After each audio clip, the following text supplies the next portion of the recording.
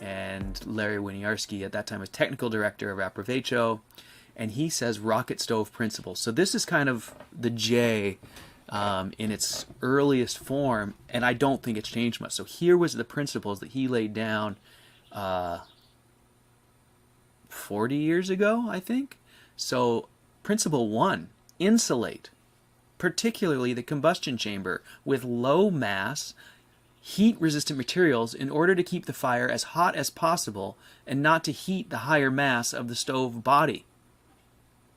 So that's rule number 1 in rocket stoves. And you guys might notice that there's a certain rocket stove proponent who's been screaming about that insulation for a long time. So that's, the most important thing. So, hey, Leon, trying to find an alternative to CFB as they're expensive. DIY fire bricks.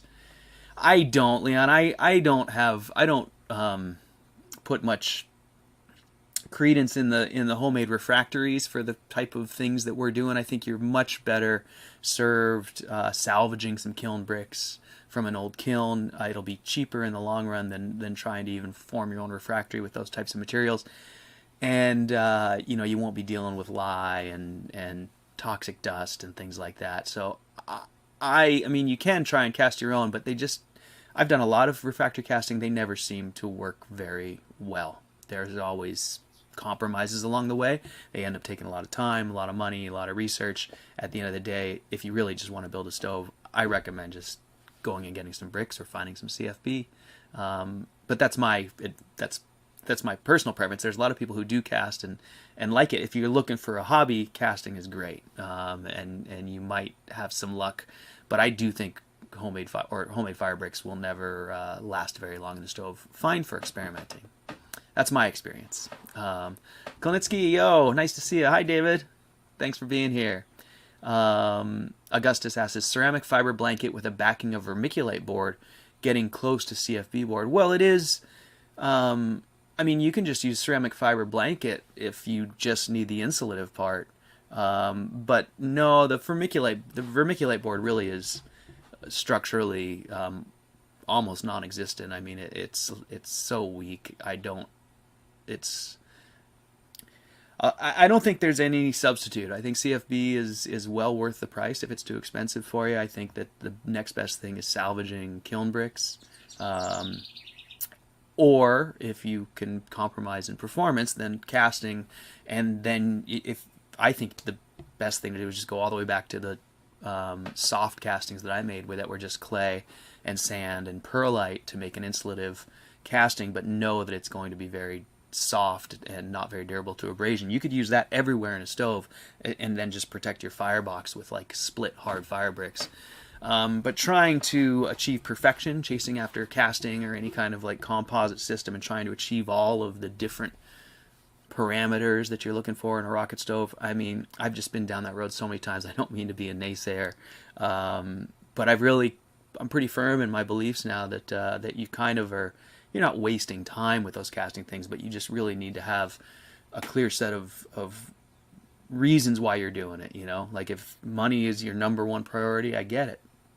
Casting is a good way to go, but you should be willing to compromise on durability and things like that. And I could go on and on about this all day, but I won't. So I'm going to go back to the J stove here because I thought that was so interesting. So point 1, insulate, particularly the combustion chamber, with low mass, heat-resistant materials in order to keep the fire as hot as possible and not to heat the higher mass of the stove body. I just love that he nailed that 40 years ago. And then we've gone so far backwards that for a long time, for these last 10 years or 15 years, people have been building these heavy brick J's and thinking that that's going to work. And I don't believe those are very efficient. So that's, too much mass in the firebox in the combustion chamber.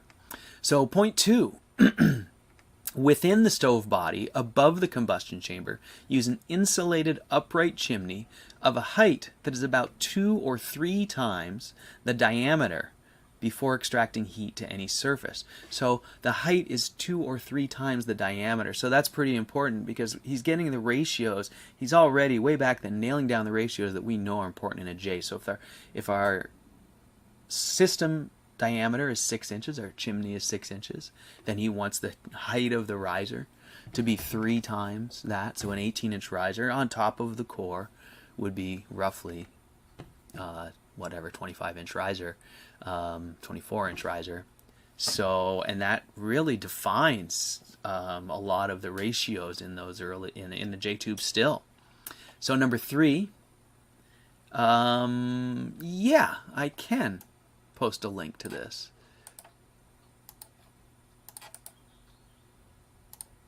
There you go, Carpenter family. Carpenter family, I gotta thank you. You're a great.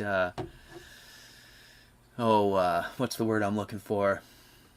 You're like the records keeper. I notice your comments and I appreciate them. You cut past my rambling and show people where to go. Thank you for doing that. It's really nice to have your help. Appreciate it.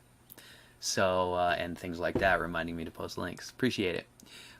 So number 3, heat only the fuel that is burning and not too much. Burn the tips of sticks as they enter the combustion chamber. The object is not to produce more gases or charcoal than can be cleanly burned at the power level desired. So that's important. A lot of the old, not old, but a lot of the, experimental J's, people are always trying to like lay all their fuel down in the combustion chamber or build some kind of big combustion box on it, like a batch box, right? But we see people trying to combine J's and batches and things like that, trying to burn more fuel at once.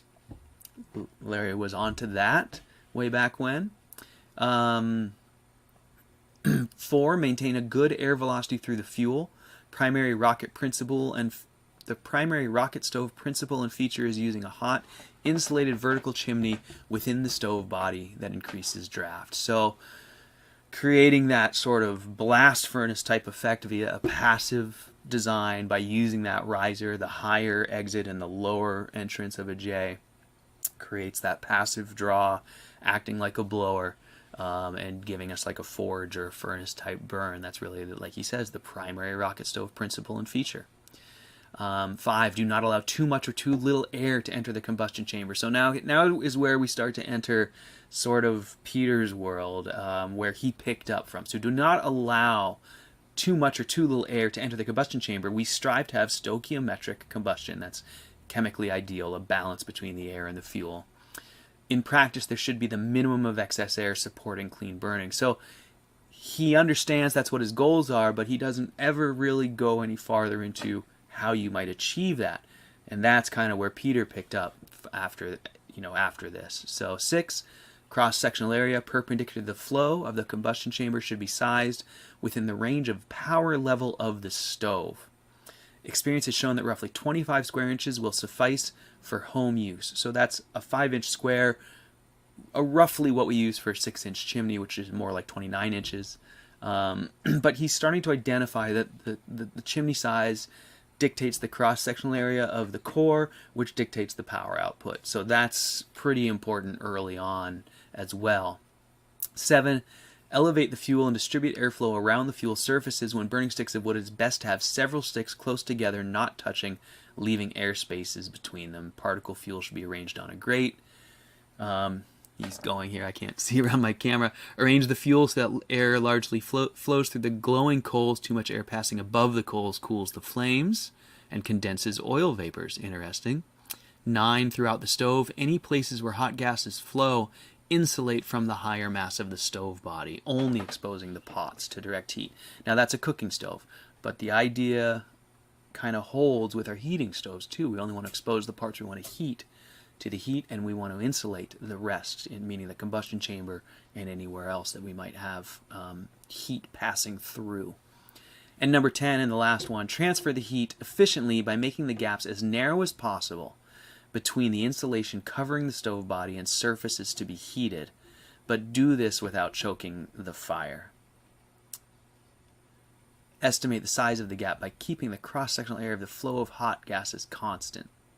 I see exception when using an external chimney or fan, the gaps can be substantially reduced. So in this case, he's talking just about his cooking stoves and how his pots are sort of pinching off some of the flow within the chamber. His cooking stoves may or may not have had chimneys, so he was working with trying to keep restriction out of his builds in those cooking stoves, where you could easily just put a pot down and kind of plug your flow up entirely and wreck the rocketness of the rocket stove. So that's kind of, I think those last few points there are really specific to the cook stoves. But anyways, that is a really interesting bit of history that I think is super fascinating. So that's where the J came from. And it was, as you can see, pretty well defined and refined a long time ago. He knew what was important, he knew what you could change and what you couldn't, and he shared that in a very clear language with a lot of other people who